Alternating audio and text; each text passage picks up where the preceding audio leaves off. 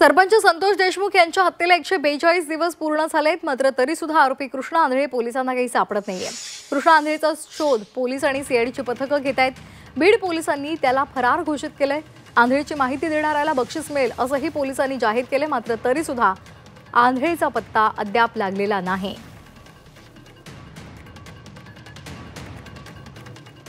कृष्णा आंधळेची माहिती देणाऱ्याला बक्षीस मिळेल असंही पोलिसांनी जाहीर केलेलं आहे। सरपंच संतोष देशमुख यांच्या हत्येला 142 दिवस उलटलेले आहेत, मात्र अद्यापही आरोपी कृष्णा आंधळे पोलिसांना सापडलेला नाहीये। पोलिसांची पथकं त्याच्या मागावर आहेत, मात्र तरी सुद्धा तो पोलिसांना अद्याप सापडलेला नाही।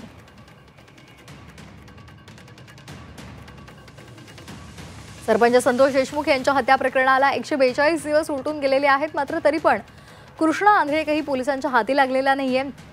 सीआयडीची पथकं, पोलिसांची पथकं राज्यभरात त्याचबरोबर देशभरात शोध घेत आहेत, मात्र तरी सुद्धा त्याची माहिती मिळालेली नाहीये।